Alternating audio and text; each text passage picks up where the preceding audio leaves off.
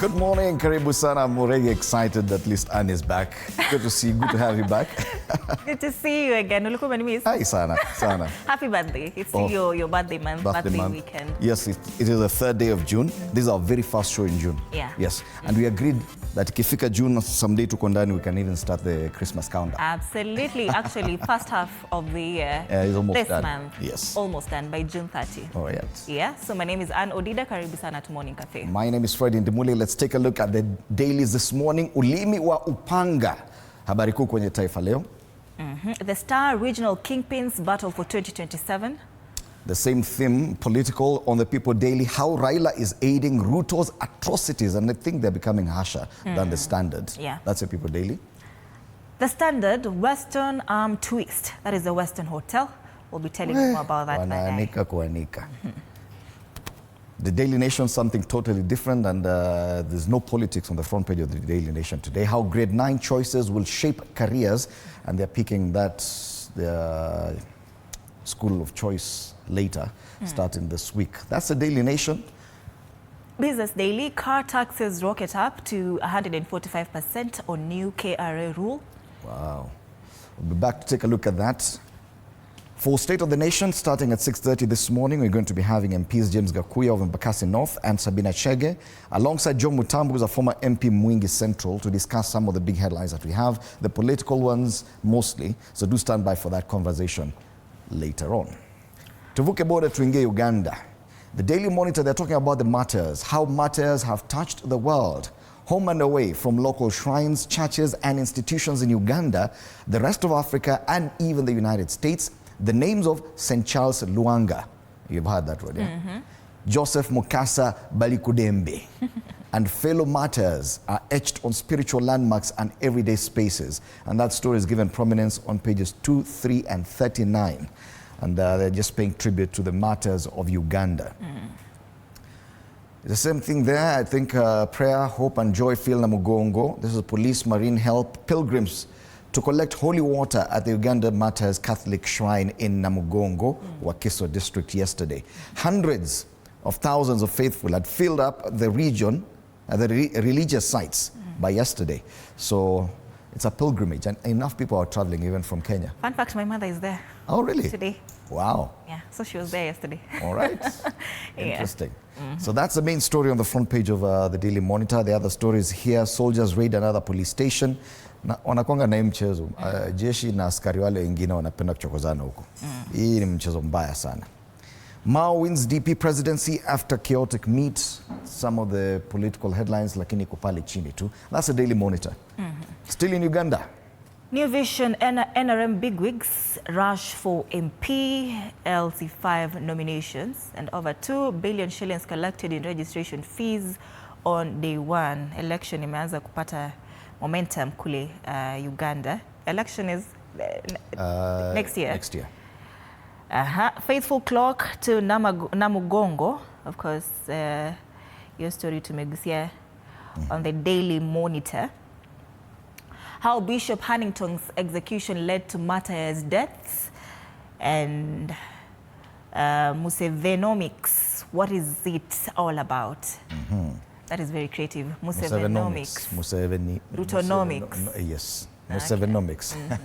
More chaos as Mao wins DP top job. And that's the New Vision. Right, we cross over into Tanzania and we start off with the Citizen. Tanzania eyes self-reliance with local ARV manufacture. And this is something very interesting, matters health. The government says it has decided to revive the defunct Tanzania pharmaceutical industries in Arusha as part of wider efforts to mitigate the impact of shifting international health funding priorities. And if at all they can actually do this, I think this will also benefit Kenya because we're suffering from the same problems. USAID walitolewa, WHO, US walitoka huko. So pesa za ARV, a lot of the ARVs we were getting, plus, what do you call them, vaccines, were actually donations. So that's idea. Wanahitaji shilingi trilioni 1.6. The Health Ministry yesterday asked Parliament to approve 1.61 trillion Tanzanian shillings for its development and recurrent expenditure for 2025-2026. This is about 300 billion more than the allocation for the current financial year. So matters budget making then as far as health is concerned.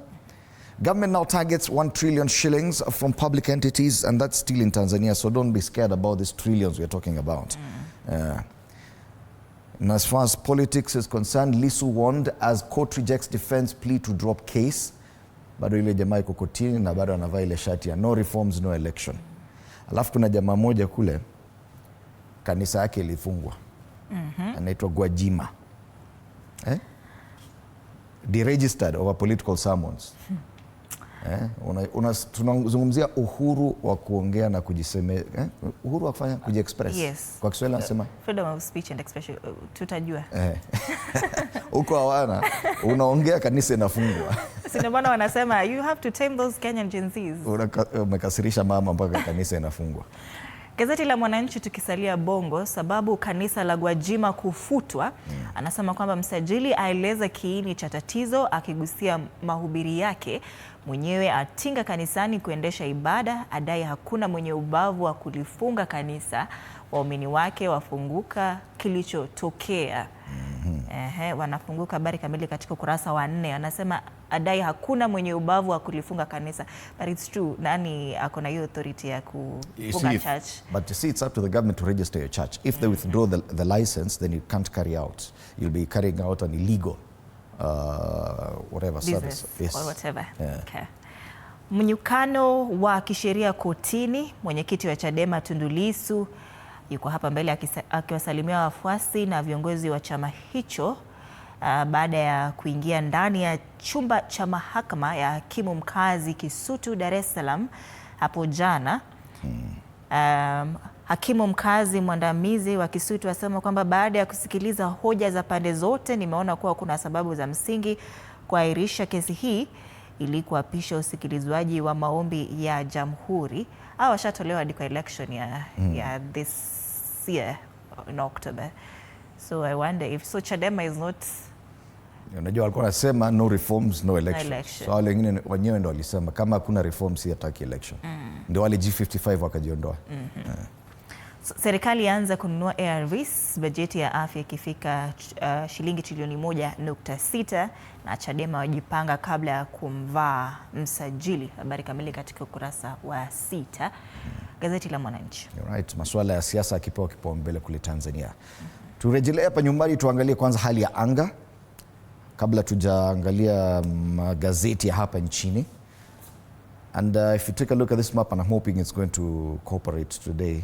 Yes, not much cloud cover on the eastern side of Africa. A lot of the cloud cover is domiciled around central and western Africa, areas around Nigeria, Ivory Coast, Gabon, and upande hiyo nyingine. Huku kwetu ni kama hakuna mvua, hakuna mawingu sana, but you can see sections of Ethiopia have a bit of cloud cover. So let's come back home and see kama hiyo imeingia pale Turkana, because on the northern side of this Republic, Turkana iko wapi? Nimeona Lodwar hapa. In Lodwar, clear skies today. Angalia jua vile, you know, you always see something here like a cloud cover. Leo it is clear skies, highs with 35 in Lodwar. Very hot. Very hot even as we speak, 27 degrees. Zero chances of rain there in Lodwar. Tuende kule Homa Bay, kulikuwa na a lot of activity over the weekend. Timu alisema, Andrina alisema Homa Bay was hot, but guess who else was hot?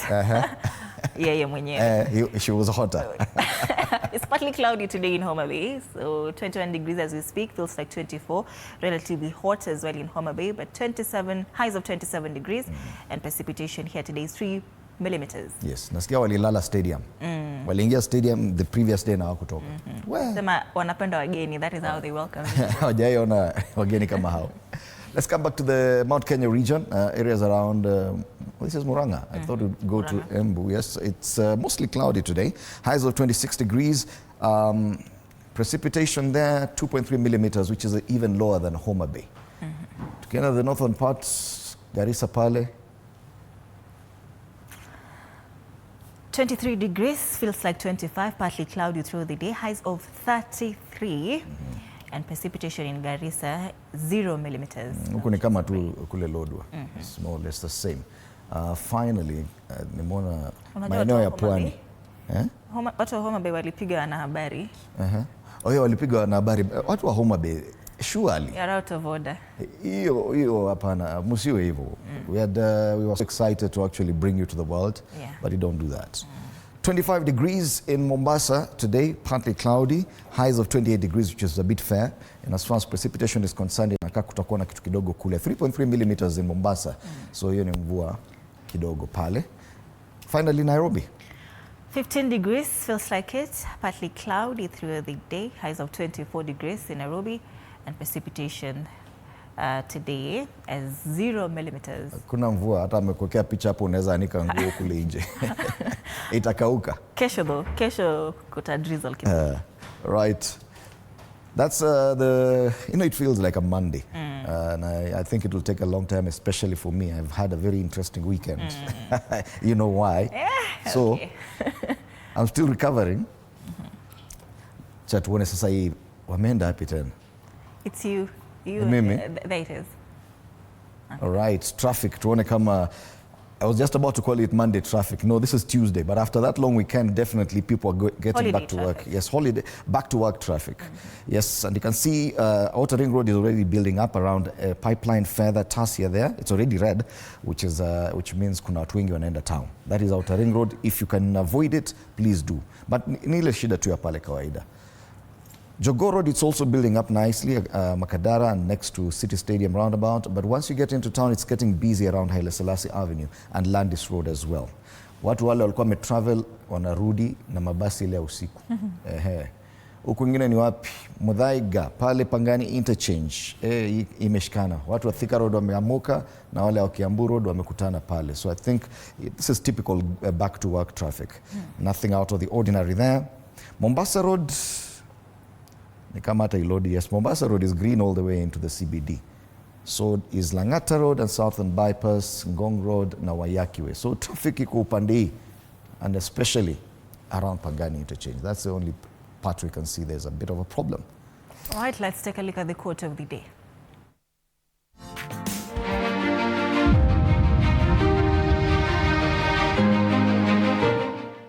It is only when we take chances that our lives improve. The initial and the most difficult risk we need to take is to become honest.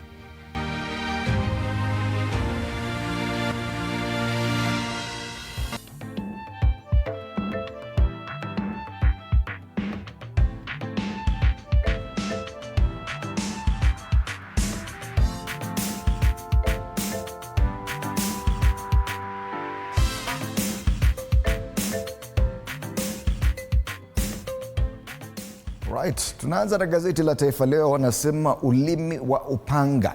Gachagua watusi wa bunge wa Mlima Kenya akiwaita mbumbumbu wasioweza kutetea maslahi ya wakazi. Anasema kimenuka.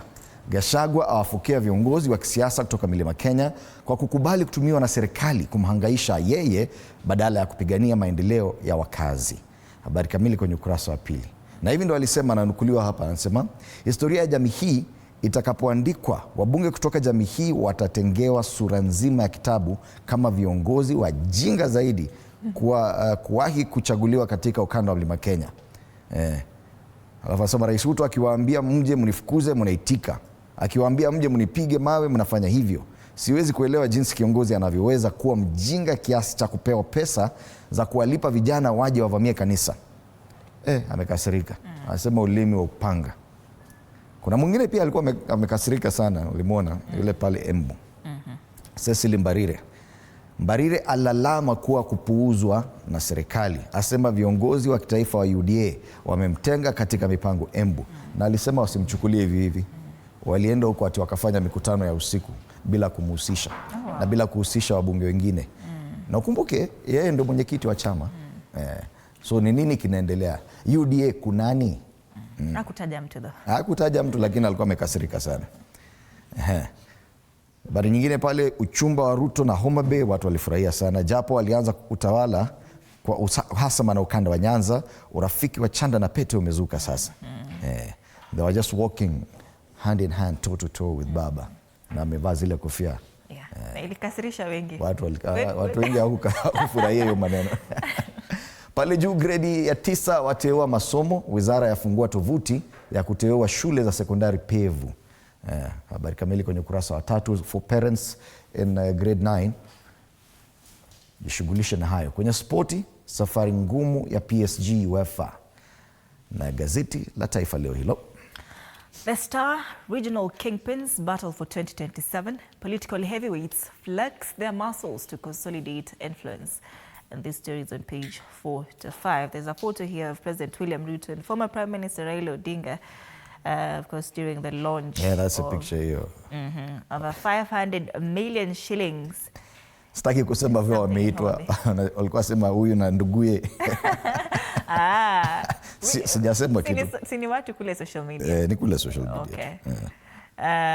Kingpins ndio hawa, Rigathi Gachagua, Kalonzo Musyoka, Fred Matiang'i, Martha Karua, Kithure Kindiki, Musalia Mudavadi, Johnson Sakaja na Abdul Samad Nasir. Regional kingpins battle for 2027. Are they insinuating that maybe Sakaja and Abdul... I don't know why they've included those governors, but well, interesting. Like they might contest for the top seats. Anyway, maybe wamepata intel.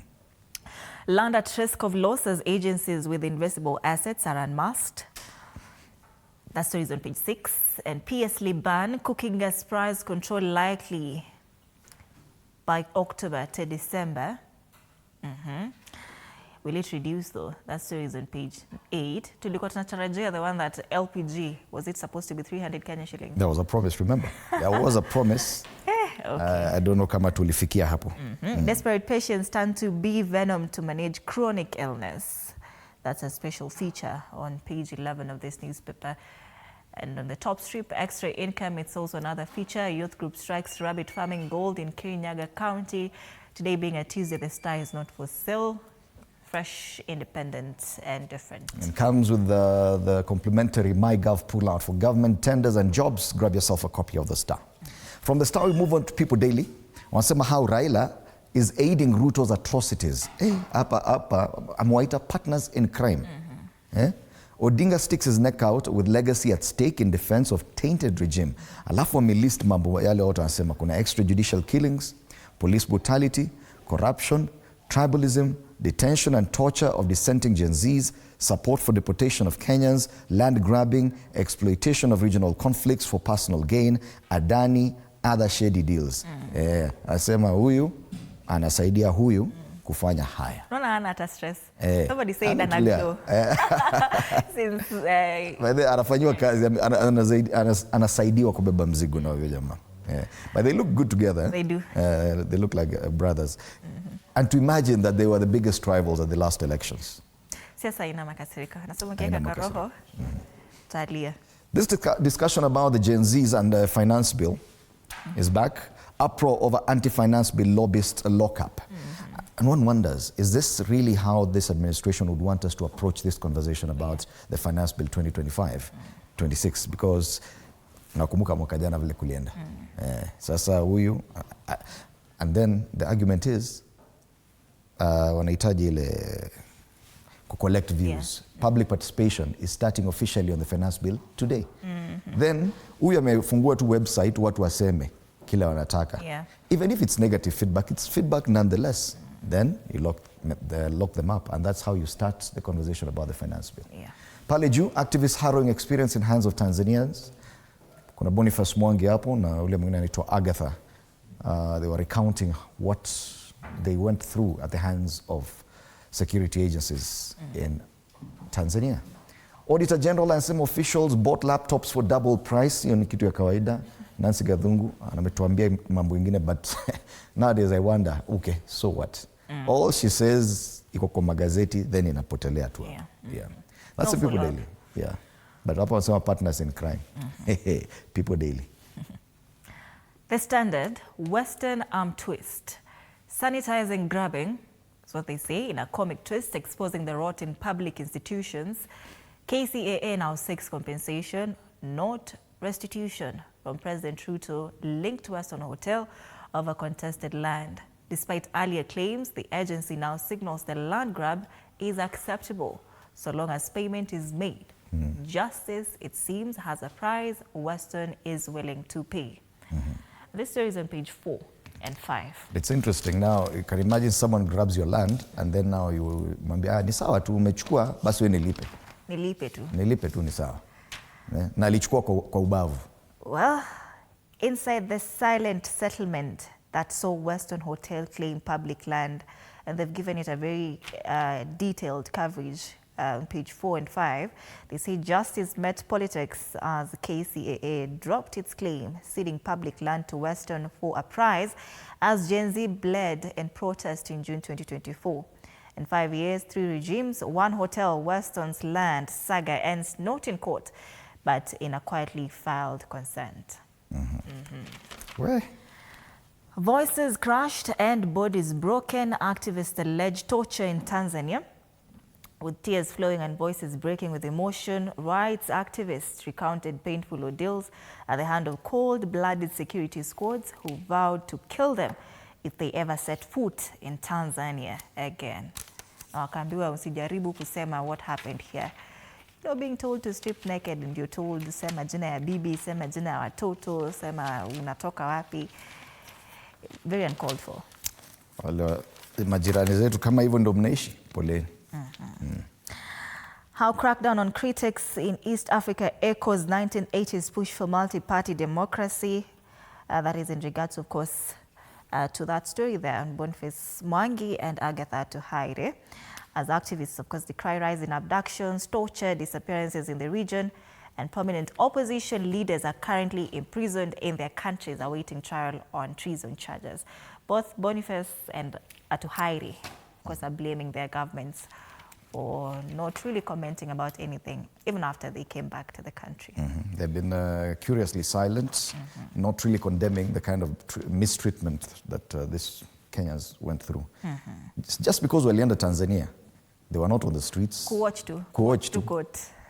Basi wangeenda Gen Z wangefika. That's a standard. On the Daily Nation Matters Education, a given prominence there, how grade 9 choices will shape careers. Grade 9 learners can pick from 9,569 institutions that will admit in January. So the senior school your child attends has influence on their career in future. Details of the subject combinations learners will study to qualify for certain professions are contained in an online platform the Education Ministry has opened to guide learners. And this is very key. Remember, this is a very fast cohort. Wanatumia hii system ya pathways. Kitambo ulikuwa tunaenda shule, unatafuta tu ile shule kwa karibu naenda. Sasa ukijaribu hiyo maneno unapotea kabisa. So more on that on page 4 of this paper. The other story is given prominence. Tears as activists recount torture in Tanzanian detention. It's there. Growing calls for release of anti-finance bill detainee. This is they're quoting former Deputy President Rigathi Gachagua and ex-Cabinet Secretary Justin Muturi, who have condemned the unlawful detention of activist Rose Njeri over public debate on the Finance Bill 2025. Are they saying we should not talk about the Finance Bill? Tukiongea ni vibaya. Na mumefungua public participation ya kufanya nini? Yeah. Pale juu, Ruto intervenes in row of a secret NIS camp at the coast, and ghost workers pocket millions as striking UHC medics lament poor pay. That's a Daily Nation. Kule nyuma ni masuala ya spoti. Wanasema Gor Mahia wali collapse as Derby draw dense title bid. That's a Daily Nation. Business Daily, car taxes rocket up to 145% on new KRA rule. Taxes on second-hand car imports are set to rise by up to 145% next month as KRA moves to update the prices of new units on which taxation of used models is based. Small cars like Suzuki Swift, Mazda Demio and Toyota Vitz, which have grown more popular due to their fuel efficiency and use in taxi business, will attract the biggest percentage increase in taxes, while some bigger cars like Volkswagen, Tiguan and Lexus will see their tax bill fall in the latest review of the current retail selling price. Maanisha sasa we'll see more Volkswagens on the roads. Zingine zipunguke kidogo. Nasema hii itaanza July 1st. All right. Court blocks prosecution of forex dealer in a 215 million shillings fraud case. On the ticker, new fund proposed to settle pending bills. And CBD building returns beat shares and bonds. Some of the NSSF has offered a glimpse into the lucrative property market after revealing the value of several iconic buildings it owns around the Nairobi Central Business District. And that's the Business Daily. All right. So these are the local dailies that will be talking to this panel about. James Gachagua, MP Embakasi North, will be in studio alongside nominated MP Sabina Chege and Joe Mutambu, who's a former MP for Mwingi Central. Do stand by for that in the next few minutes or so. Tuangazie karakacha kabla tuende kwa break sasa. Tuone wenye katuni wanasema nini. Na tunaanza hapa na karakacha ya Daily Nation. Pale sema kuna crime mpya inaitwa Setting Up Finance Bill 2025 website. Is a new crime. Unafungia watu sababu wamefanya hivyo. So pale kuna a series of things. These are crocodile tears. Crocodiles crying. Alafu anasema kuna sorry, remember ile apology. Yeah. Kuna missteps kama hizi. Dialogue, redress, nothing is happening. Meanwhile, it is a crime to set up a Finance Bill 2025 website. That's a crime. It's criminal. Yes. Cartoon on Daily Nation. The Star, Mount Kenya politics liko hapa. We see Kingpin, alleged Kingpin, ako kule juu, top of the mountain, that is former Deputy President Rigathi Gachagua. But the now Deputy President is watching closely. Lakini DP amestretch hand, anasema nipe. Amekuwa akiambia watu sasa ukipatiwa 2000 chukua kula. You know, huyu hapa siku hizi anaitwa money bags. Ati anakuwa mlima na pesa nyingi sana, anabeba tu kwa kila mahali akienda ana hand out 3-5 million. Siku hizi money bags, Mr. Money bags. Na pia huyu nasikia akisema hata basi hata asipewe hiyo kazi alikuwa nayo, alipwe tu kwa ile miaka angefanya kazi. Lakini amesema pesa is welcome. Kule mlimani. People Daily hapa kuna kijitoto pale. Ameshikiwa ile feeding bottle on government promises. Hakuna kitu inatoka, anasema nothing is coming out. Are you doing it deliberately? Yeah. Promises are there but nothing is coming out. Hakuna maziwa. Hakuna maziwa. Huyo mtoto ana njaa. Na amevaa flag ya Kenya. Hata nywele imekata kumea. Nywele itatoka hapa na hakuna kitu. That's it, People Daily. Finally, The Standard. The Standard of, this is a caricature of former Prime Minister Raila Odinga. Akisema families who lost their loved ones must be compensated. Na amesema hii sana. But on the other hand, anasema devolution is alive and working thanks to the government. Is it? Hapa ni kama ana turn around. Unaona huku wanaonyesha ni kama anazunguka. Siku hizi anasema hivi, anatuacha kama tumechanganyikiwa. Hizo ndo makarikacha today Tuesday. But later on, being that we are in the first half of the year, that means from January to June 30, we'll be talking to Stephen Ruhohi, that is Senior Manager Growth, and George Munga, Finance and Accounts Insurance Analyst, just to talk about our lending habits in the first half of 2025 and lending market trends. Nani anapata loan? Why are they getting this loan? And how are they qualifying for the loans? So we'll be having this conversation after State of the Nation. Tumeambiwa tuko na dakika chache, tunaweza angazia traffic tena tuone kama barabara zimechange. Na ni kweli, nakumbuka we had said this is going to be a problem. The Pangani interchange, you can see it has gone as far back as KCA University. That's where the traffic starts on Thika Road. Further back on Thika Road, it's not so bad, but if you can avoid this section of the road, sijui kama unaweza pata chopper. Siku hizi unajua kila MP kuna chopper. Because after it will take you at least an hour to get into town. Even those guys coming from Kiambu Road, this is definitely a problem. Not just the Pangani interchange, it stretches as far back as KCA University. So that entire area, Survey, Utalii Drift, Mathari Mental Hospital, magari zimesimama tu pale. That is Pangani interchange. Kule kwingine, Outer Ring Road has improved. Since the last time we checked, at least watu wameanza kusonga pale Fedha na Tasia. Matatu mingi zimesonga. Mombasa Road pale, you can see just as you enter the expressway from inaitwaje area, Cabanas, there's a whole stretch of red pale chini, not on the expressway, on the main Mombasa Road, around Imara Daima, and it's getting pale kuna kwanga na mlima just before you get to General Motors. So Mombasa Road is a problem here, this entire stretch from Cabanas to GM. After that, it's smooth all the way into town. There's something on Jogoo Road as well. Jogoo Road, turudi Jogoo Road huku tuangazie ndo huyu. Hapa ni Jogoo Road, yes. You can see pale Mbutela, it's building up slowly. Pale, it's already red all the way paka pale Likoni Road roundabout. So Jogoo Road is very busy as well. So kama hujatoka nyumbani, sahi it is going to get gagna. Hi, basi, don't touch that dial. We'll be back in a short while, of course, with State of the Nation. But meanwhile, interact with us on our socials, TV47 Kenya on Facebook and on YouTube, on X at TV47 News KE. My handle is at Ann_Dida and the hashtag is Morning Cafe. My handle is at Fred Indimuli. See you after the break.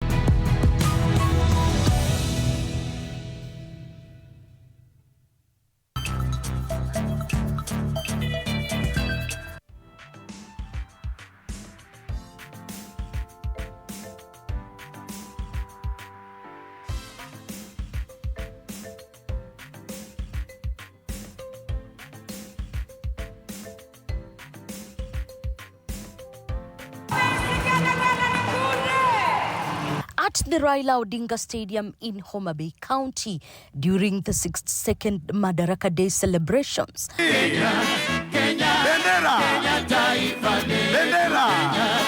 ODM Chief Raila Odinga called on President William Ruto to compensate the Gen Z who were victims of the 2024 anti-finance bill protests. But then there's the issue of people who are injured. Some people who died during that time. I want today to say that we should do compensation. Raila spoke just days after President William Ruto sought forgiveness from Gen Z for the wrongdoings by the government. Raila, however, says that a forgiveness is not enough.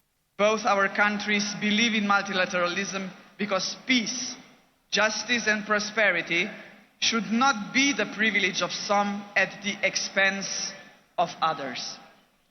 We are, after all, an international community. And in a community, we look out for one another. And in a community, solidarity matters. In a community, cooperation must be our goal, not selfishness.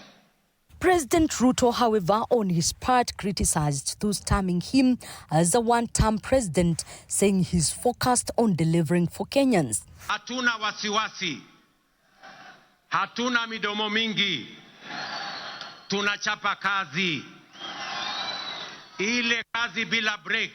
President William Ruto and his deputy praised the broad-based government as Ruto urged the Homa Bay County residents and Nyanza at large to support him in his development agenda.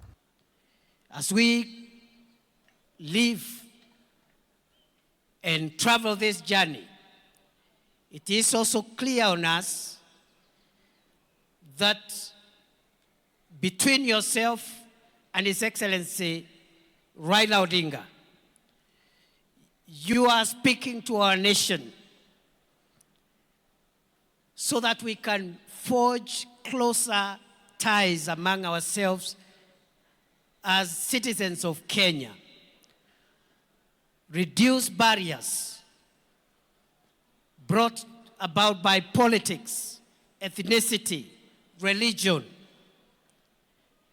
And going forward, Your Excellency, we look forward to your partnership, yourself and His Excellency Raila Odinga, and the rest of us who are fortunate to be in leadership positions. I speak to you today with a deep conviction that our country is firmly on the path to stability and progress. We have weathered turbulent times, navigated serious challenges, and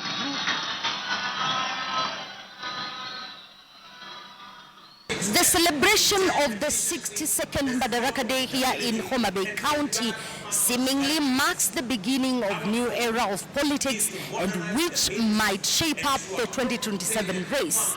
Elizabeth Mutuko, TV 47, Raila Odinga Stadium, Homa Bay County. Yes, indeed.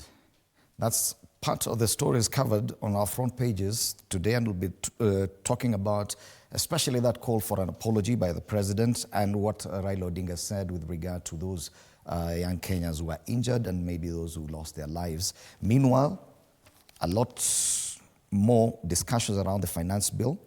Public participation begins today, but already there are growing calls for the release of an anti-finance bill detainee. That's how we're already approaching that conversation.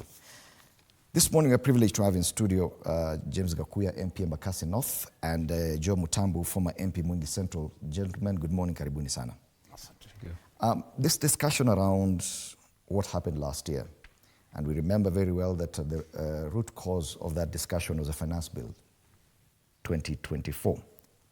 Now, we are talking about the finance bill this time round, and yet we are still treating whatever happened last year in a very casual manner.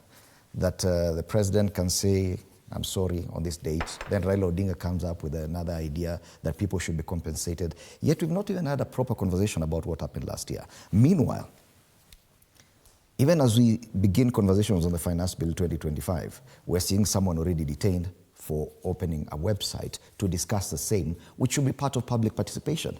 James Bonagakuya, do you understand what exactly is happening here? We're getting a lot of mixed communication, and that could actually soil the discussion around the finance bill going forward.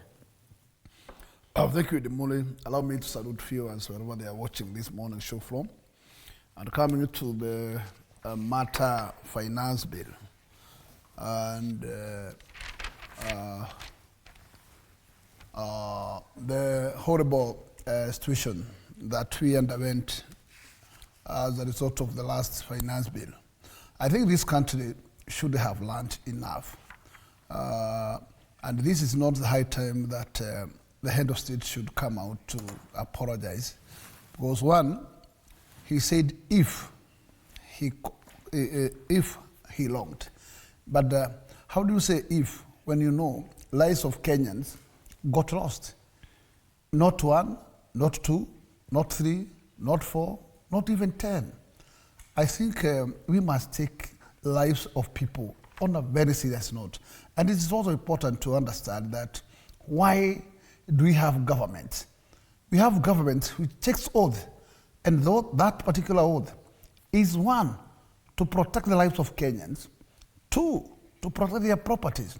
So anytime when Kenyans are being handled on a matter that they can be able to be kidnapped, fixed on unknown destinations for a month or two under torture, I think that this is an element under situations that we should be, which has passed and which should not have occurring in this particular age and time. And I think what we should do, we must become serious enough, and we must ask ourselves, what is the essence of the government? Because government actually holds what we call the people's interest as a custodian, being delegated the power to by the sovereignty, where the sovereignty is the common man. I think it is a high time we must say very clearly, the times and era of dictatorship is over.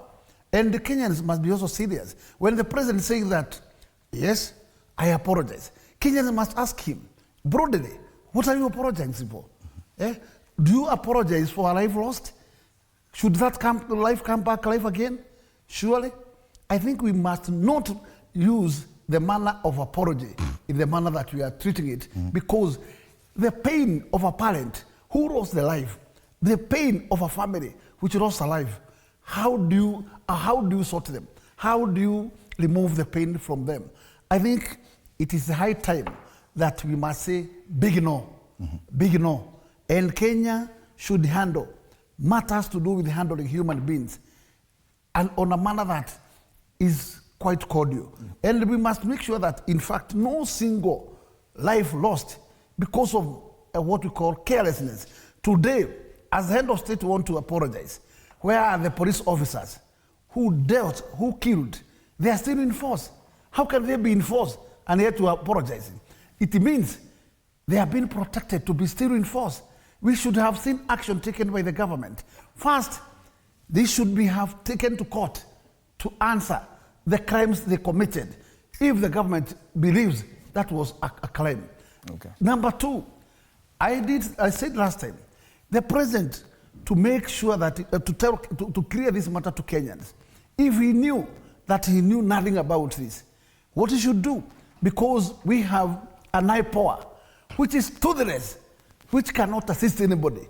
But what should be done, as much as we wait anything light to come from the IPOA, we cannot see any light of the day. So what the president should do is to appoint a commission to deal with this particular matter, listen to the pain of the families, and therefore any recommendation can come from that particular commission.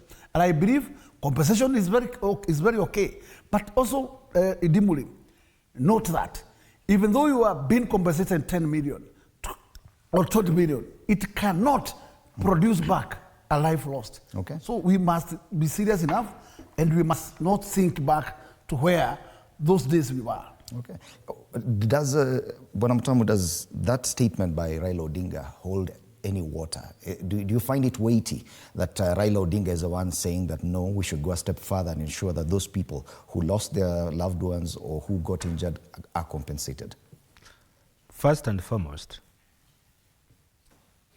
Ruto's apology is a confirmation of guilty of murder. When I apologize to an incident which happened or occurred, it means I am either privy to the information and I was part and parcel of what happened. That's why I'm apologizing. He did not apologize on behalf of police officers.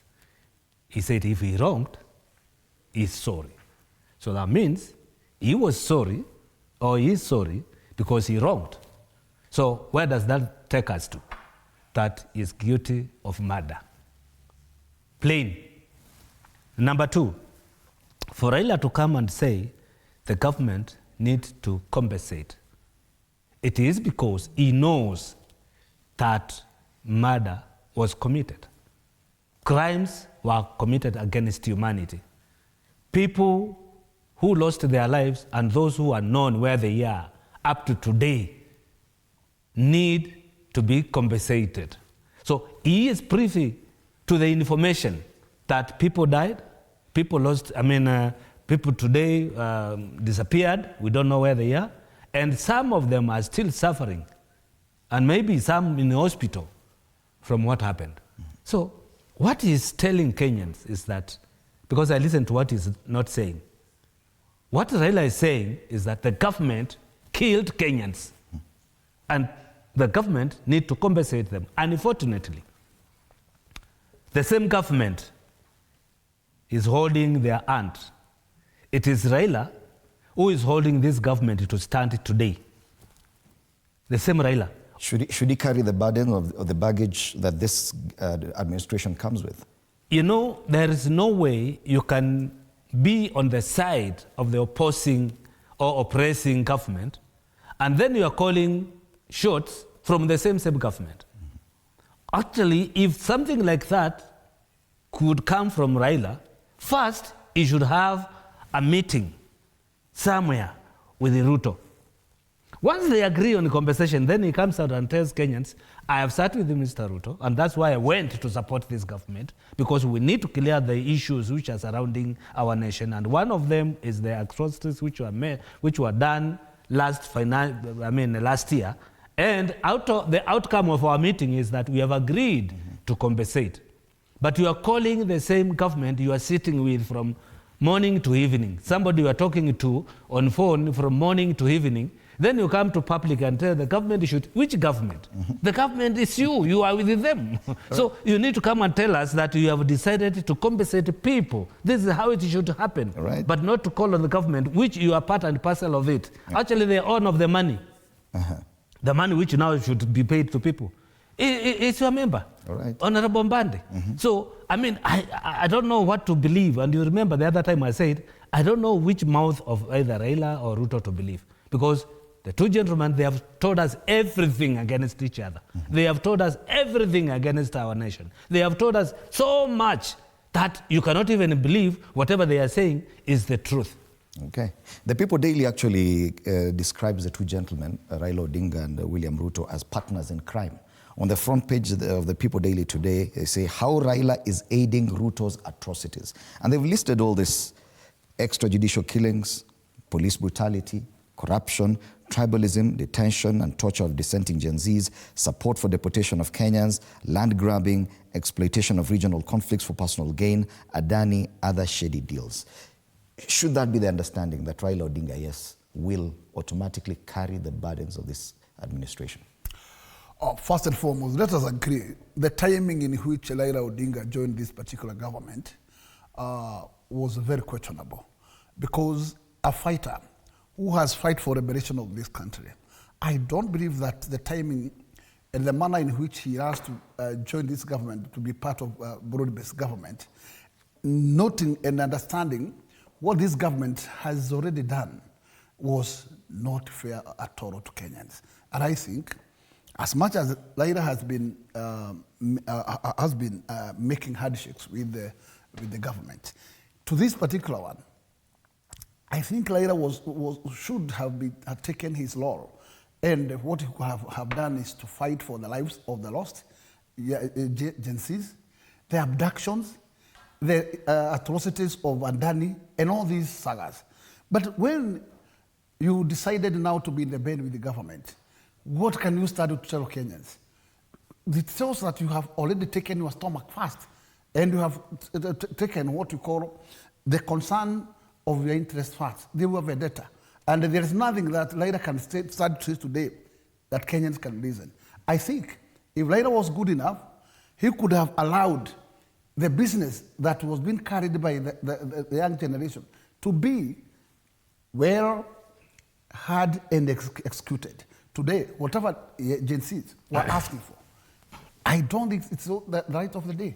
Because one, there was a dissolvement of a cabinet. But to see what?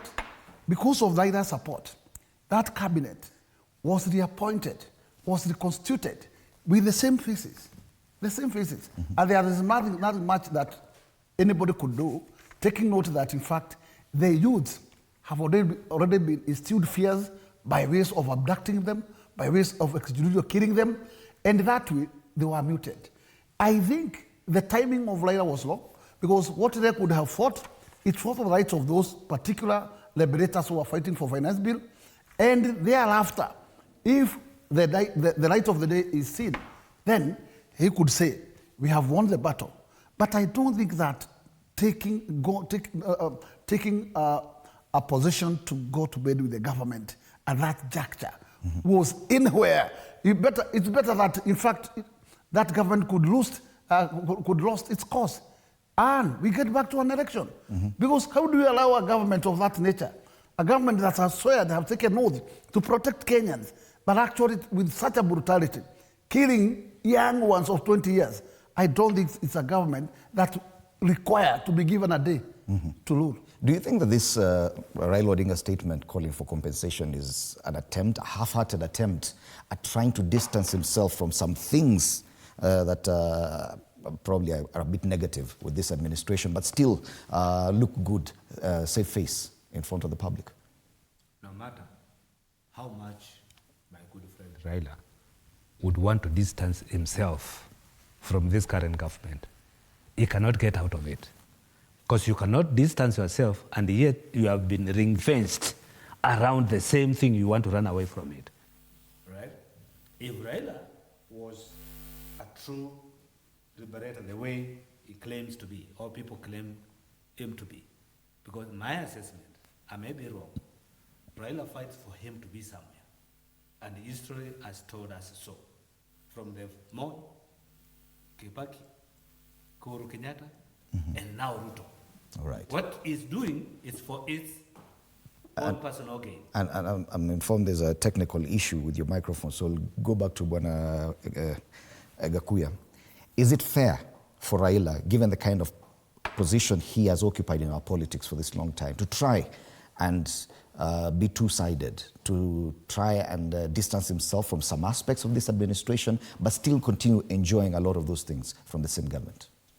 First and foremost, we respect Raila too much because he has fought many battles. But in fact, for him to take a stand to sanitize those horrible actions done by the current government, I think it is totally wrong indeed. And there is no way that you can consider Raila taking concern on how we know him and the kind of action he decided to take. This was, yes, he took Kenyans second and his stomach first. I believe even today, the youth, wherever they are, if you ask them that question, they can tell you just on the face that they have no trust any longer with the former Prime Minister. I think he has lost his space to where the trust of the people was. And I don't think that tomorrow there is anyhow he can redeem his face on where he put. But he has done it before. He went into Kanu, and towards 2002, he bolted out, and people are happy with him.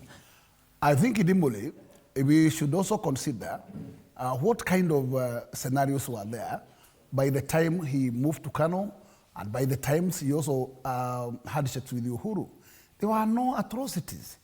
It was just a normal political exercise, and then after an election, after he lost, then he finds himself accepting it, or a soft landing, joining a government.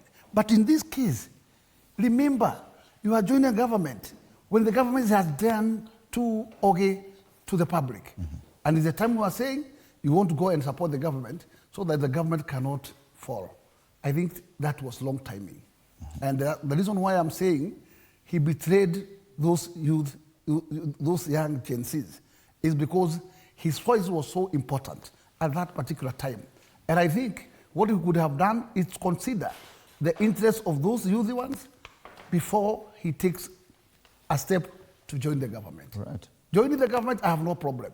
But timing was totally long. Mm-hmm. Because you are joining a government on a time when it has done horrible. A time when nobody, I don't think even himself, because he's a parent, he could not have accepted the kind of situation that Kenya was. Even today, things have been going okay, even in his presence inside the government, because this matter has not stopped. We have still keep on seeing abduction still going on. He's not making a voice. I am saying yesterday, he just want to sanitize himself, but he's not serious about what he's saying. All right. Allow me to welcome to the panel nominated MP Sabina Chege. Karibu sana. We found us discussing this issue around Raila Odinga's call for compensation of those people who were injured or who lost their lives during the demonstrations last year. And many are questioning whether it is his place, given the kind of position he now occupies in the broad-based government, for him to be calling on the government to compensate. Shouldn't he be part of the decision-making and be saying that, yes, we're going to do this? Probably we discussed it with the president. Well, good morning. Good morning. And I'd want to say that, well, even if Raila Odinga currently is working with the government, I think it was a good suggestion. He might not be the final decision maker, but the fact that he's working or collaborating with the government, he's not the final decision maker. So it was a good suggestion for him to ask the government for compensation. I agree with my colleagues that compensation cannot bring back life, but it might be part of the consolation. And so his call is welcomed, and I think the government should look at it. But I think there are many other issues that have not been resolved, that need to be resolved, which requires collective effort. It's just not about one individual. There are various departments that are involved. There are various individuals that are involved. And I want to say that from the conversation that we started, the national breakfast, where there was a long deliberation on... I have to apologize. There's a technical issue that needs to be sorted out even as we continue. I don't know if Bwana Mutambu is okay now. Yes, Bwana Mutambu, I'm told you're now okay. You were talking about this issue. Do you think Raila Odinga can be able to divorce himself from this issue at any point in time and say, okay, fine, I do not identify with some of these things that this administration is accused of? If you don't want to identify yourself, then you step out. What are you doing in that house? There is no way Raila can convince Kenyans that he does not associate himself with the current government. There is no way. I would appreciate him if he wakes up today and tells the government, you know what, if you are not going to compensate these people, we are going to walk out from this government. He is inside the government. He will pull out his members. He will say, I'm going to pull out my members. That is the only time now we will say the guy is talking. But speaking at a podium, at a rally somewhere, and saying government should, that's everybody calls for compensation. Every morning, not only Raila, every person in this country who feels that there was something wrong with our government, they are calling for compensation for those who lost their life. Even us here, we would pray for that to happen, all right? So it's not something new. What could be new for Raila is for him to give ultimatum and tell the government, if you are not compensating these people we are out of this government and you are on your own, people will be compensated tomorrow. The way he said, if you want me to support you, I need 4 slots of cabinet. He got. So what you need to do is to say, if you want me to continue supporting you, compensate these people. Mm-hmm. That is a strong call. But just to say these people to be compensated, to me, I think it's not good enough. So as much as he wants to disassociate himself with what happened or what this government did to the youth of this country and to the other people who have been detained until today, there is no way you can. His hands, Raila's hands, has got some blood when he sits in that table. But the moment he comes out, his hands will be clean. But as of today, because he's dining, he's sleeping, he's walking, he's singing, he's dancing, Ruto, every morning, every evening. So if you know this person is not a right person, I mean, how do you expect somebody to associate themselves with the devil and tomorrow they want to wake up at heaven? How? It's not possible. You want to associate yourself with the devil, stay with the devil. You want to associate yourself with God and heaven and Jesus, stay the other side. You cannot be both. You cannot be here, you are in heaven and you are in hell. You must be somewhere. All right. Indeed, people daily on the front page call the two gentlemen partners in crime, how Raila is aiding Ruto's atrocities. Now, these are the words on the front page. Odinga sticks his neck out with legacy at stake in defense of tainted regime. That's the front page of the People Daily. Another story we've covered here at TV47 suggests what role Raila should play in the Ruto Kenya Kwanza metrics come 2027. Probably. Should he be the running mate? That is a story covered here on TV47. Let's watch it. Saa hii sisi tunasema watu ya Nyanza na Rift Valley wakishikana, Kenya itatetemeka. Kenya inatetemeka kwa sababu 2007 tulikoroga mpaka tukashinda, lakini tukaibiwa. Leo ndio tuko kwa serikali. Ati alafu tuko na baba alafu tushindwe. Haiwezekani. Hata kama mnataka tuweke baba akuwe vice president bora tupate Nyanza yote, hatuna maneno. Kwa maana siku ile Ruto angekuwa prime minister. Sasa si ndio ikakuwa ikaanguka baba akachukua hiyo. Lakini tunataka kusema unity which we want in this country is not even about Nyanza alone na Rift Valley. Na sisi tutaambia baba na tushamwambia yeye tayari ya kwamba mambo ya kusukumwa ya kwamba kuna nafasi ya kupewa urais na watu ambao wako nje ya serikali. Hakuna. Kama uko nje ya serikali utapeana namna gani? Na uko nje tayari. Sisi tunahitaji umoja wa Kenya, si ndio? Wakenya wote wawe pamoja, wasaidia serikali ya Mheshimiwa Ruto, waiunge mkono serikali iendelee kufanya kazi. Yes. Those are just suggestions by politicians, and there seems to be a discussion on whether or not ODM is in government. Is Raila Odinga in government? Is he not? This, and I'm pointing this out to Sabina Chege, this headline of how Raila is aiding Ruto's atrocities on the People Daily. How do you find that approach? They're calling them partners in crime. Well, I think the crime part is what I wouldn't say it's really in crime, because the whole issue of Raila joining Ruto came in after the discussion that was in Bomas, which also Kalonzo was a chair. I think they were co-chair with Kimani Ichung'wah. It's good to look at the history. And there were things that they agreed on how they want this country to move forward. And many things have happened after that. There are people who have joined government who are in opposition, and there are things that has already happened. And so the gist of the matter was that they were supposed to work together so that they were genuine concern. I think there were those 9 points that were brought up by the ODM side when they were signing with UDA, which they were supposed to really sort out and work together to see how we move this country forward. One thing I want to say is that I don't think there's anyone who has come in who has been perfect 100%. And collaborations come in. We've seen even when the elections come in, collaborations happen for a purpose and for things that people agree that this is what we would want to move this country together.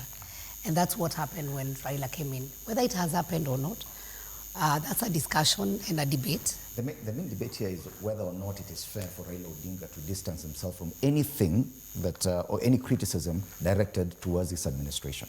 Is it fair for him, even politically? I don't think Raila Odinga is a co-president, and he's also a Kenyan, so he can give suggestions as a Kenyan. He is not a co-president. By the fact that they are collaborating with William Samoei Ruto as a president doesn't mean that he doesn't sit in the cabinet. He is not a decision maker. He can suggest, he can make a suggestion, and whether the president implements it or not, it's at the choice of the president to either listen to him or not. He cannot be able to bulldoze, but he can suggest. I wouldn't say that he should keep quiet because he's part of the government. It's good for him, and I think we have also seen contradicting also suggestions coming from his own members, where some of them are very hard on the government, where some of them are in the government and also working with the government. So Raila is a Kenyan. I think it's fair for us to allow him to be and to give his suggestion as a Kenyan, because he's not a president. Do you think he should carry some of the baggage for this administration? I don't think so, because I think he gave conditions. If you listened very well when Sifuna read the points and he said, this is our, our asking our bare minimum. So the question I think Kenyans should be asking themselves is, how long would this collaboration last? Because it was kind of conditional that these are the 9 points that we need the government works toward. And is the government putting efforts towards those 9? I think there were 9 points that they suggested. So is the relationship or collaboration going to survive? Right. I think that's the big question, and that's what I'm looking forward to. Partners in crime, that's the description on the front page of the People Daily. I think it's perhaps the most hard-hitting, say, how Raila is aiding Ruto's atrocities. Now, even as we discuss this, something else is happening, and it's interestingly and very curious that we begin the process of collecting views from members of the public this week on issues around the Finance Bill 2025. It's interesting because this was a bone of contention last year that led to a lot of this unrest. And even as we start that, there's already someone who's behind bars. Her name is Rose Njeri. Her crime was to open a website on which people would give their feedback on the Finance Bill 2025. So yes, members of the National Assembly are collecting public views on this, but someone who has come up with a platform where feedback can be collected is behind bars. Let's start with you, Bwana Gachagua. Idimboli, I think what is important is to read signs of the time. And in fact, if you have not learned what we underwent in our last finance, then we can dare to repeat the same mistake. I think what is important, because this is in our constitution, you must involve public in the public participation so that they can own what you want to approve. Because whatever you want to approve, you want it to be part of the public. And how do you win them? It is to allow them to participate in those public participation. But sometimes you go, you take their views, but you come and fail to implement the views taken from the public. Then, at the tail end, what are you going to find? What you find at the tail end is a time bomb. Because if the public is not satisfied with whatever they did brought in that public participation, then they will just wait to that kind of defense that actually occurred in the last finance bill. And I think this time we must be smart enough.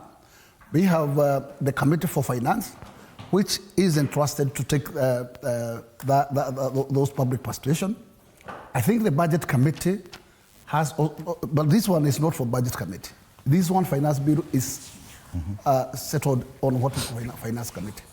And I think what they should do, I am not saying it is bad for them to consult with the executive even after correcting these particular views, but make sure that 70% of the views of the public find its way to the implementation. That way, you are not going to miss a lot from the people. But if probably out of the 100% proposal from the public, you just implement 20, and then insert your 80%, force bulldoze it to them. Then I think you must wait for what we call the vote. And then people will rebel. And I can tell you, Kenyans are the one. They are Kenyans. They stand for their rights. Kenyans know their right. And that's why they cannot fail to make a noise anytime. And therefore, I think this time around, they will be smart enough and they will be able to reason what do you think this is how this conversation should have started?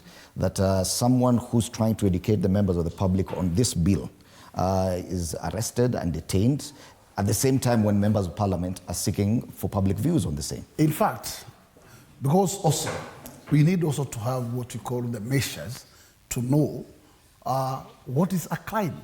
I don't think that, in fact, this particular lady having a concept that actually was highlighting on what they expect from this is anything wrong. Because you are educating Kenyans and you are sharing views with them. It will be equally the same route that you take the public persuasion to the people. So this one was just an online public persuasion. I don't see anything wrong with that. And therefore, taking an action of arresting such a person, that is muting and making sure that you are trying to insert fears to Kenya. And this is not going to happen again. Okay. And I don't think the government is ready to handle this matter casually in the manner they handled this last time. Right. And as of now, we must demand the release of that particular lady. Otherwise, don't they have rights? Is exchanging of ideas become a crime? I don't think so. And this is not the way to go. And our laws cannot stand to say, this is a crime. It is not at all. This is a public persuasion. Maybe it's just effects of what happened last year, that the state could be a bit overly too sensitive to discussions around this, the finance bill, that any negative sentiment is not taken lightly. Do you think that's a problem we're facing? Before we go to that problem we are facing, I was touched by the comment from my sister, who said that Raila is not in the government and he does not sit in government. That is what we perceive. That's a perception.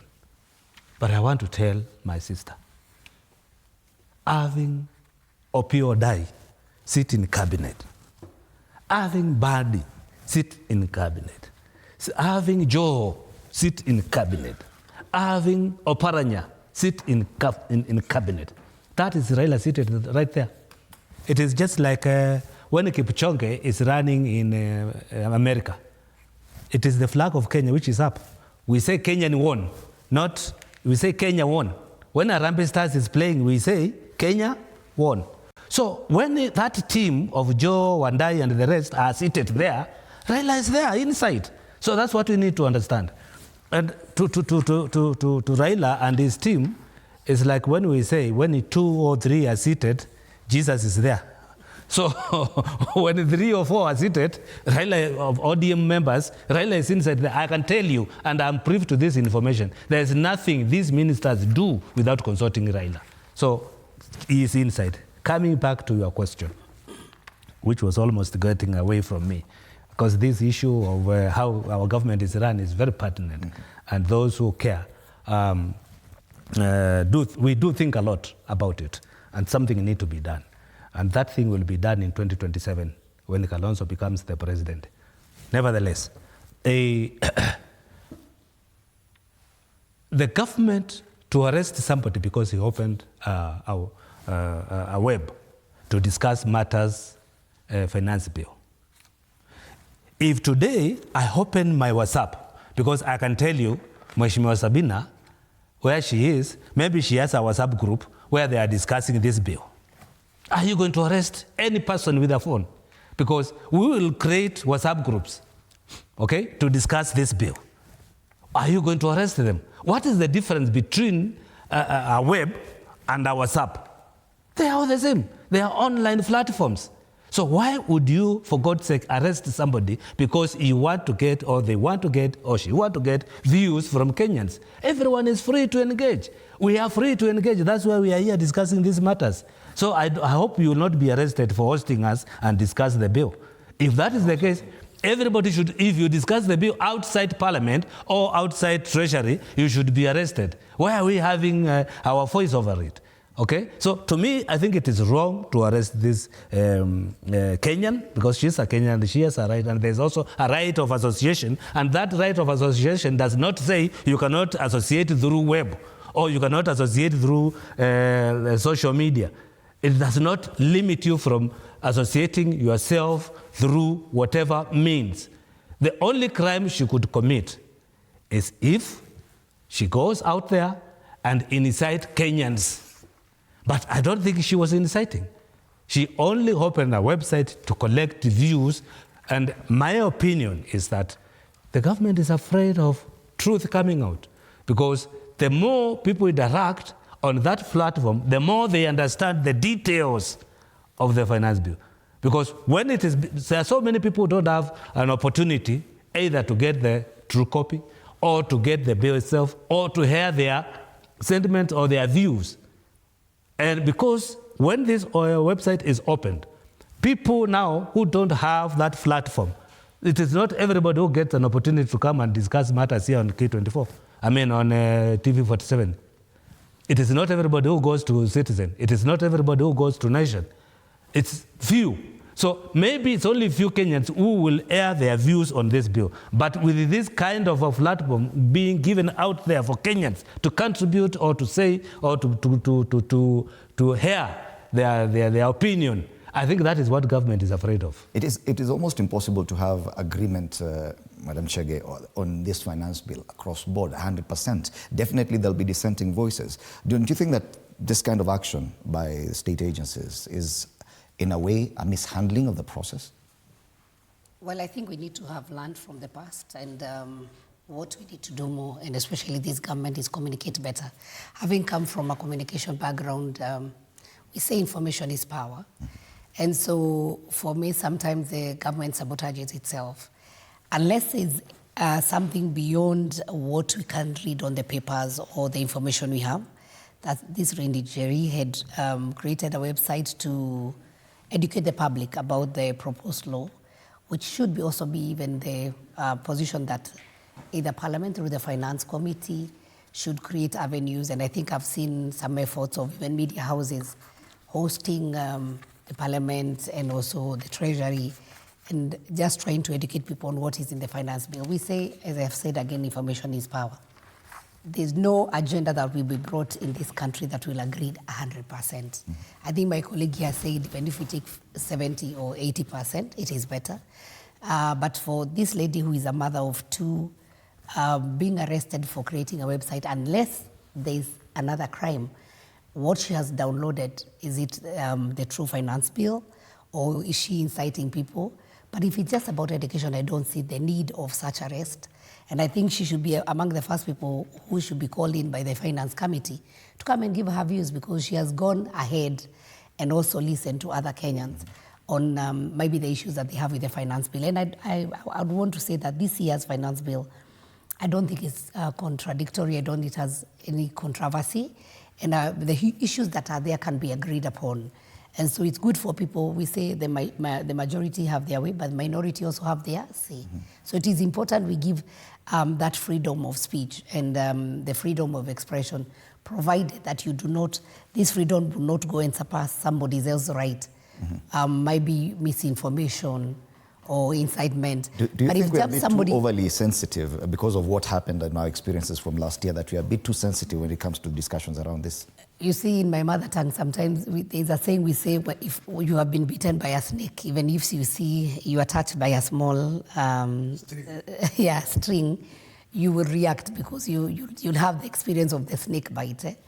So maybe that's the kind of reaction that the government is having. But I think let's give information. Let's not repeat the mistakes of last time where there was no proper explanation, and so people became emotional, and people really fought, even came to breaking into Parliament because they felt that the members of Parliament were listening. I think it is important to give people that we are listening, we are open for suggestion, and we say this is a very important week where the Parliament and the Finance Committee, they are accepting and they are taking in a lot of suggestions. Last time I went through what the Finance Committee had received and the suggestions. And actually, almost 70% of what came to the public, they had implemented. Because the other finance bill had many things that were very controversial. But by the time the report was coming to Parliament, people didn't even have time to listen. Remember then, even the members of Parliament, they just came, by the fact that this Finance Committee first, the report was received in State House, so already even the members of Parliament who were not then, who didn't go to State House, felt like this is a decision that was being made there. But the only thing that the finance chair did was presentation and trying to explain to members of the Kenya Kwanza government the content and the changes they have done. Because remember, there were very many suggestions were given even by the members who are part of the government. So by the fact that he took time to explain to one group and not the entire parliament, because sometimes Speaker, when there's a controversial issue or bill, he calls for a speaker's kamukonji, where members can sit and they can deliberate. And if there are issues that members are not understanding, because sometimes also within Parliament, we have issues happening, members are not aware. And so because they want to play to the public or they want to impress the people they represent, even without reading the details, they'll take a side. And so on this one, I hope that we are going to communicate properly, have enough time for the public participation, and allow such people who are taking an extra step to even educate the public to give their views. But we just need maybe to know, was there any inciting, or why would she have been arrested? Because if it is what I've seen, she created a website to educate the public about what is contained in the law as it is reported in the Daily Nation.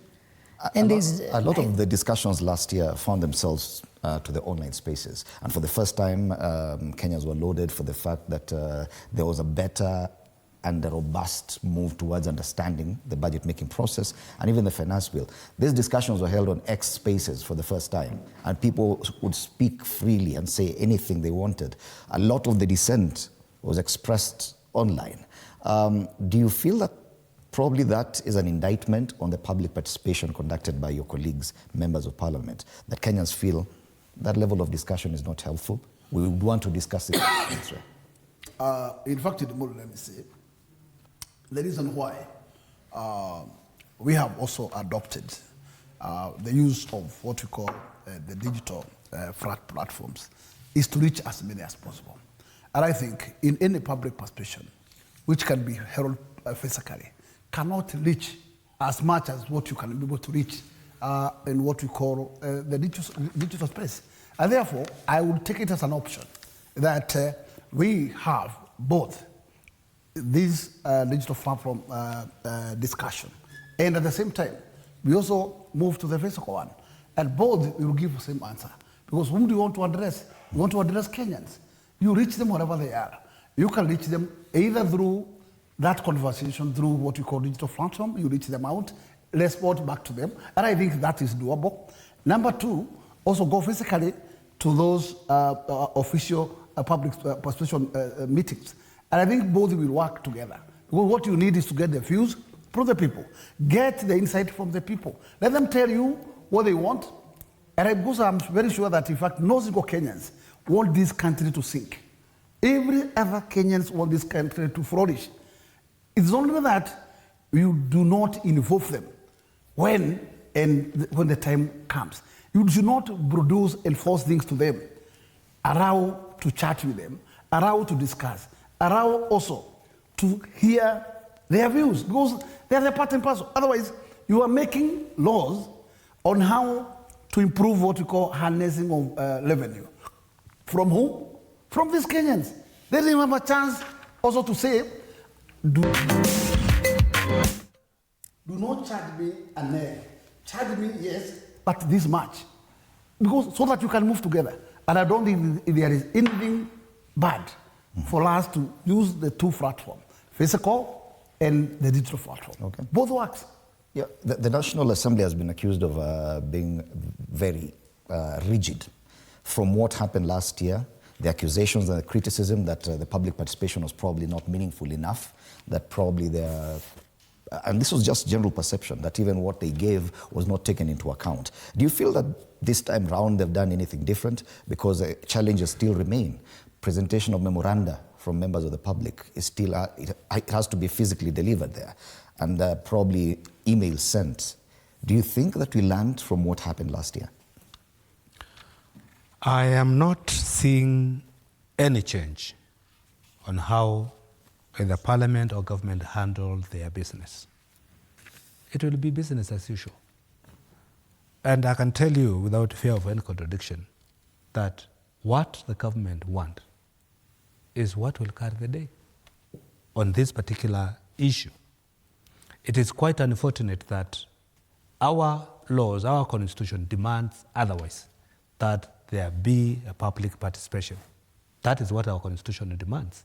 And people or Kenyans must be involved in every decision making which affects their lives, right? But on contrary, that is not the case. We'll hear Mheshimiwa Sabina here opposing things which she feels it is not right for our people or for the people of Kenya.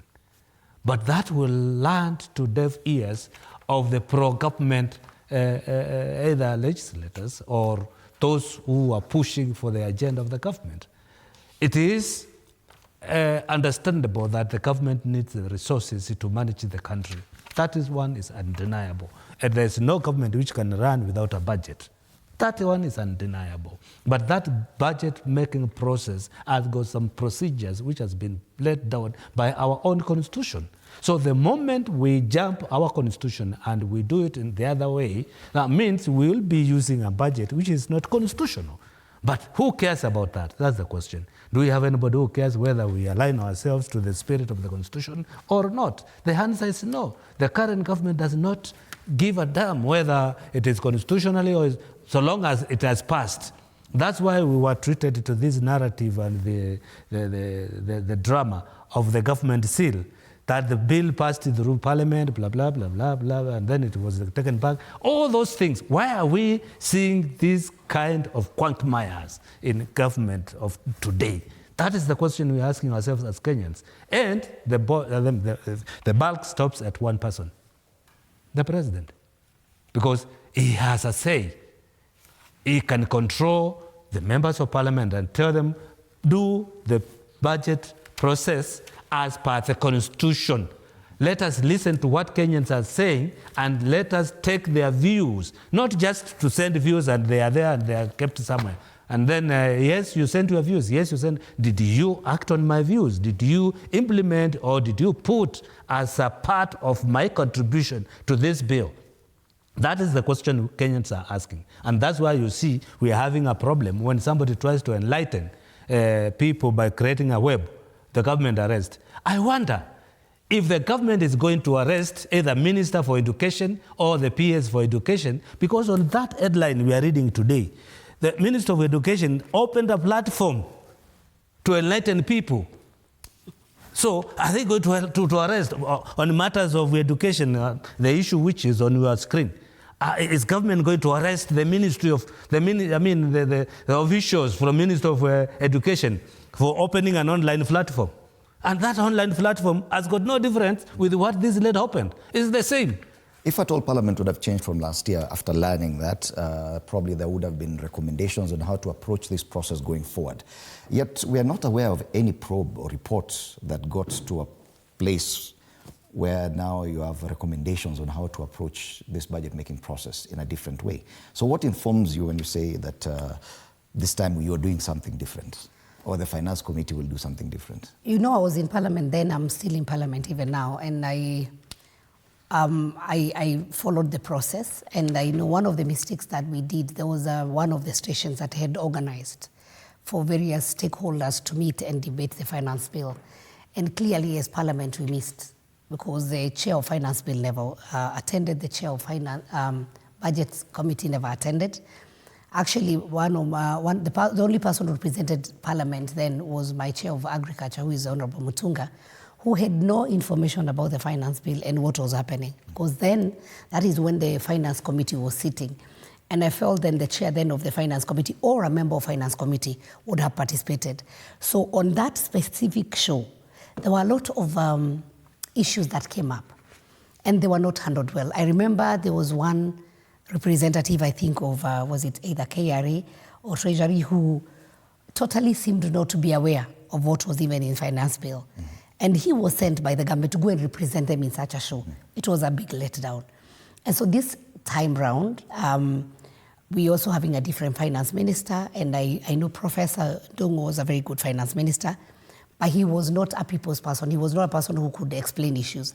I was impressed, I think last month when John Bundy, they had a session, and there were young people who were asking questions, and he was there handling and tackling the questions one-on-one, having that open forum. And that gives confidence to the people then that there's nothing that we are hiding under the table. So the difference from how we handled last time and this time is clear.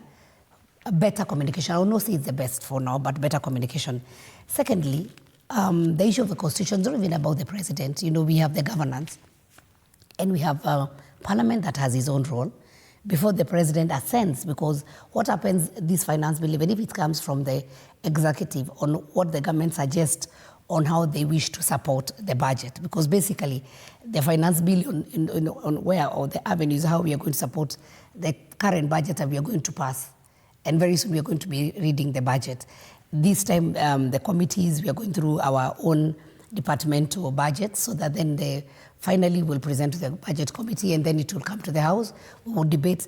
And what happens even when the minister comes to read about the budget, it's something that is already done, a matter already sorted by Parliament. So Parliament really agrees on what is a priority, and then passes it over to the executive. Coming to the finance bill, Parliament has a role to follow the Constitution, and it's clear how the bill should come to the House, the public participation, and then the feedback in the House. And this is a process that we need to be very careful about. When it comes to public participation, it is just not about handing over your memoranda, because you can drop it in Parliament, you can also send an email, and you can also come in person and do the participation. Sometimes I've been a chair before and you receive many suggestions. So what happens, there are experts also in Parliament who sits and goes through this thing. I said last time, I had a lot of interest because of the many reject and the many messages we got from even our own constituents. And the whole message was reject. And I would ask somebody, what are we rejecting? What is this controversy, or what is this one item? Because you cannot just say we are rejecting the entire bill. And I think that's where the really things went south. Okay. Because at some point people just said, now, come on, buyer. That's really what happened. All right. And so with this time, the issues that might be raised from the public participation, or even ourselves as members of Parliament, because we're also individuals, we're also Kenyans, and we raise issues. These issues, when they are raised, the Finance Committee will bring the suggestions or will bring the report in Parliament. And once we debate that report, we are now then going now to the House, where we'll do now the second reading and also now the third reading, where we're going to do the real amendments from what originally was presented to amend. What happened last time, we were not patient enough to wait for that amendment. Personally, I even had amendments that I had suggested, but there was so much happening. There was a lot of noise out there. People were agitated. People, no one was listening to the other person. And so that's why you saw, by the time even this finance bill was being passed, even the opposition, even the people who had amendments, they all left. And they left their house and they said, we don't want even to suggest the amendment. And so the bill passed as it were, with only the suggestions that were discussed or had been passed by the Finance Committee, and people, came to break into Parliament. I wouldn't wish that day to be repeated in this Republic of Kenya. Okay. I wouldn't wish to see the brutality. I wouldn't wish to see the children being killed. I wouldn't wish also to see even members of Parliament being chased away, like they are criminals or they are thugs. That is not a position I would like to be repeated. And so that's why I said, even for this lady, it is good for her to be listened to. It might be there is information that she has published that is not the right information.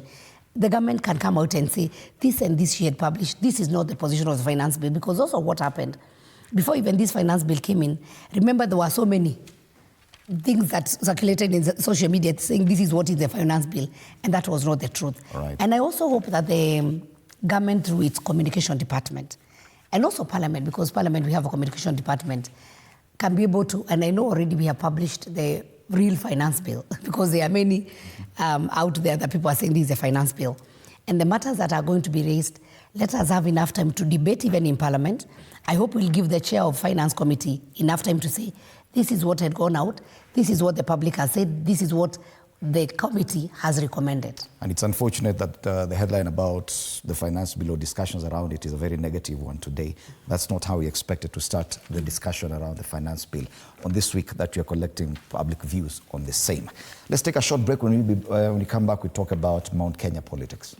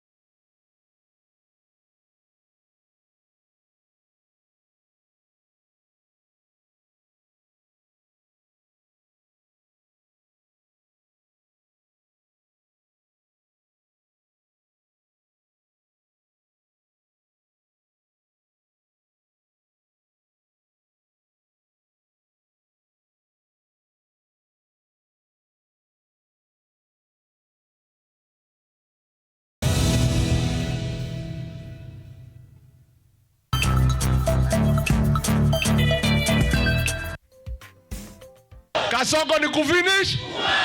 Arabe. Speaking in Kiambu County Sunday, Gachagua asked the people of Central Region to elect ethical leaders in the forthcoming general election, as he pleaded with them to inquire from him on who will be genuine and dependable. Na tutikahanyuke, tutikahanyukire. Nani mukana engera marito mashio, nani ngatwelia. Tukoka toka ikarathi. Tukawoyo neto moe, oyo ni mwega oyo. The former second in command is looking to lay a solid foundation in Mount Kenya region to become a spokesperson and political kingpin in the forthcoming elections.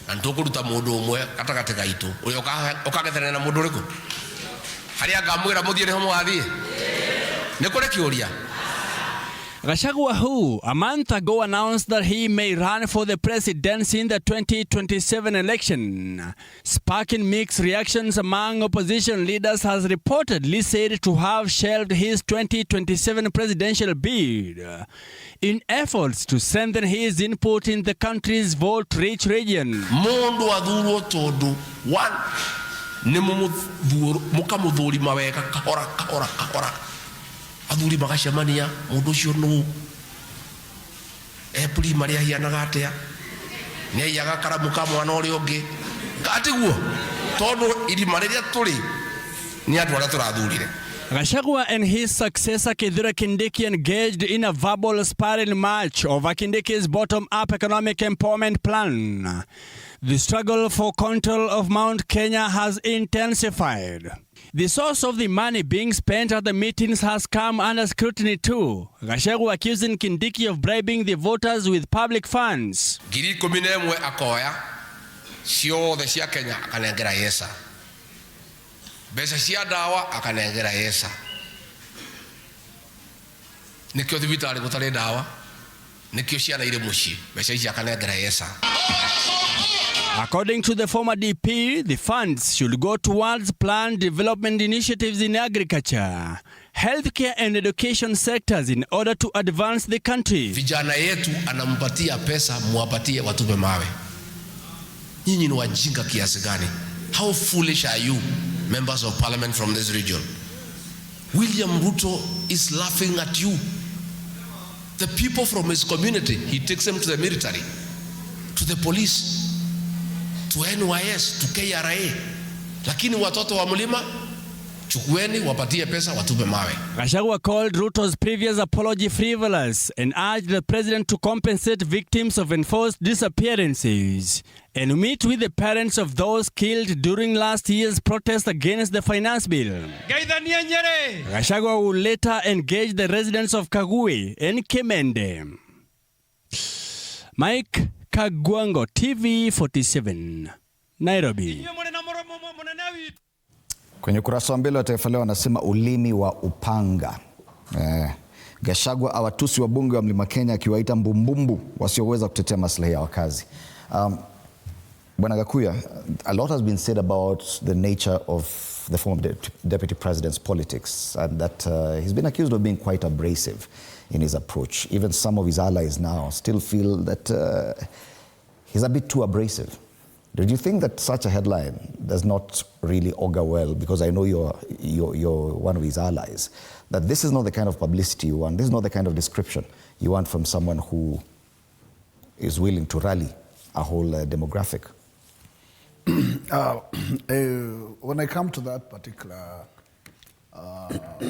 issue on how Gachagua should conduct himself on commentaries he make in public, one, let me say, the assessors of his pronunciations are the public.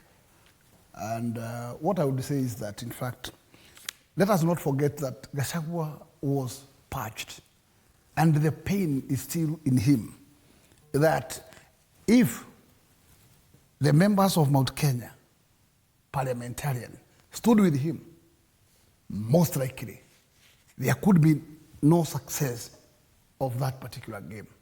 So that bitterness is still in him. And that is why he always feels both the head of state and members of parliament betrayed him. And that was it. And there is no way that you distance Gachagua from commenting that, because his ouster was backed by both head of state and parliamentarians. And he cannot direct his ammunitions to anyone else. So anytime that he addresses the public, he's just saying, coming to another election, and especially in this party of mine, we need to filter. We need to know people who cannot be easily wooed to the other side. People who cannot move to the parliament and betray their people. Because we have seen various other regions with this kind of outcry, but they have defended their kings. This has happened. But it was a shock to see a situation where your brothers are the ones who are used to finish you. It was long, and I can tell you for sure, that kind of damage will ever keep resurfacing. But it is said that also some of his allies are now even a bit jittery working with him because of his abrasive nature. Some of the MPs that were his closest allies, some of them have left him. Yeah, I can tell you. Weeks. I can tell you and take this to bank. It is not Gachagua who got to look for those MPs. In his lineup, he has maybe from every single constituency over 10 aspirants. So, if you think that moving to that direction you are safe, move and you will be replaced. And I can tell you, when an euphoria comes, you can't stop it. And in Mount Kenya, I'm not finding it's changing. Because for sure, it will exist many. So it's upon you to decide whether you stay put or you cross the border. Isn't it political suicide not to be able to work with elected leaders from an entire region, if at all you feel like you're the kingpin for that region? That all elected leaders, for some reason, are not with you, most of them? For the so-called some reasons, that's what I would underline. What are these reasons? You know?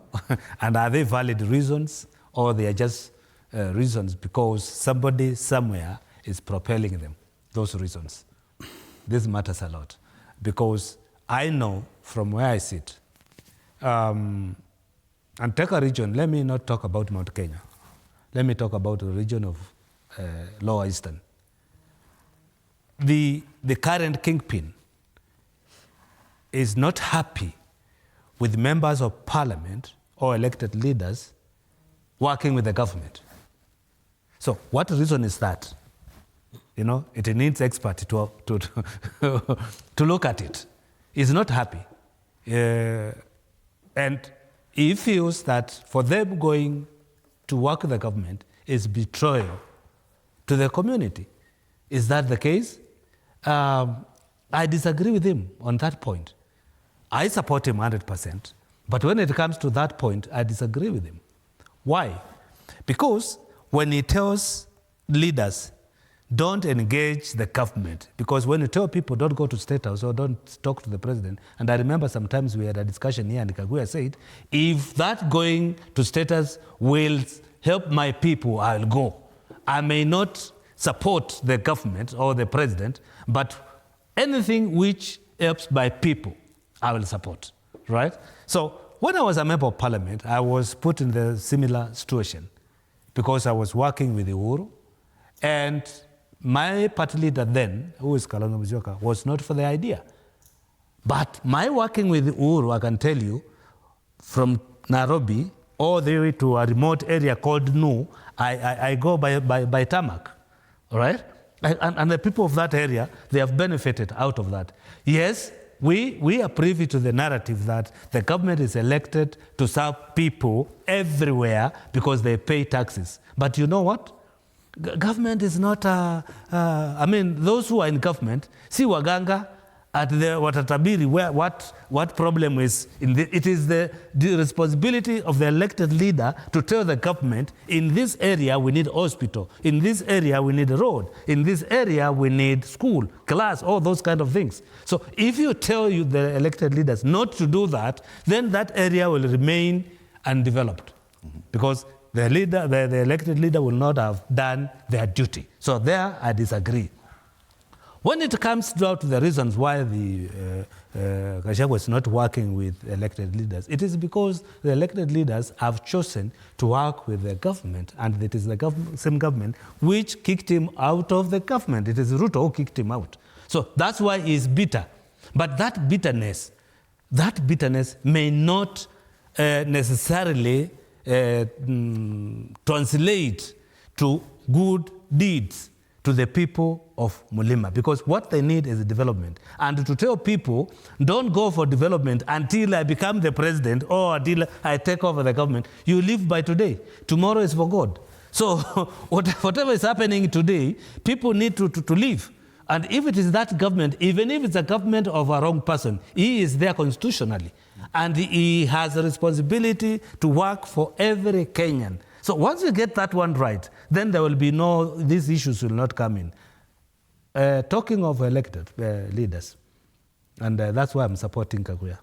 You know, we have in our history, every cycle of election, 70% or 65% of members of parliament don't go back. Mm-hmm. It is only, what is the percentage? 20, 30, 35% who make it back. So being elected does not mean you have all the rights to control the leadership of the area. There are people who have more influence in society, even without being elected. And that's the case of Raila Odinga. He has so much influence, and I don't know when Raila was elected last. Is it 30 years ago? That is when he was elected to any position, when he was a member of Kibera. He has never been elected anywhere else. But the influence he has towards the society is so huge that he can call shots. Okay. You are also a leader from there. You can allow me a minute. Very briefly. Very briefly. And I want to say this. In fact, Gachagua never agitated members of parliament to leave the government. Remember, I was a full chair of Trade Committee. Gachagua never persuaded me to quit. I was forced out. Okay. So let us not put elements that are not correct. Okay. And I can tell you, you can be in the government if your conscience are not taken away. You can serve the government with your conscience clean, and you can belong wherever your heart belongs to. All right. Madam Sabina, you are also a leader from there. Some of the accusations are that some leaders are being used probably to incite the youth against the political formations there. What would you say to that? First, I want to ask, and this is a question we can ask ourselves, did Gachagua kick himself out of the government or was he kicked out? That's the first question.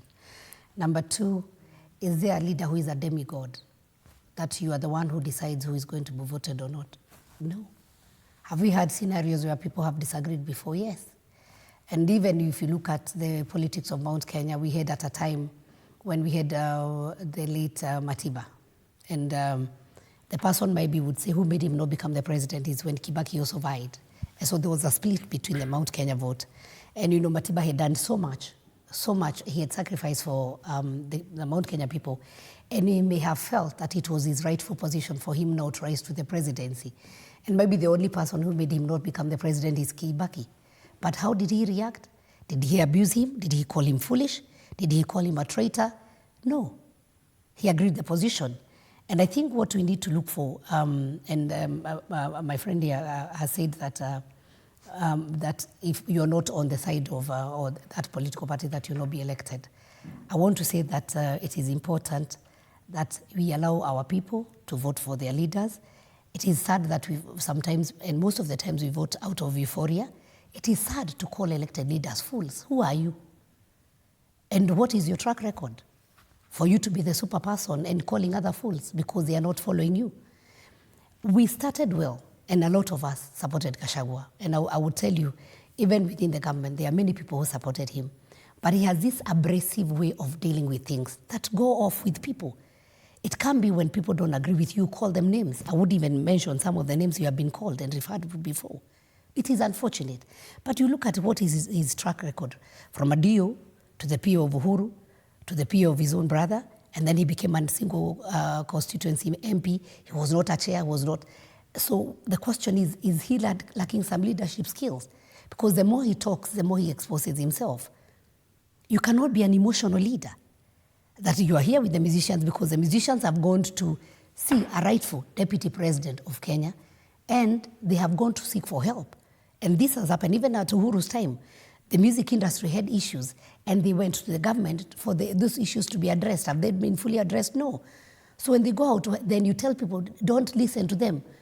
Don't subscribe to their music. It is unfair because it just shows the kind of a leader who is selfish, that if it's not about me, then everybody else is wrong. I don't think that's the direction you need to.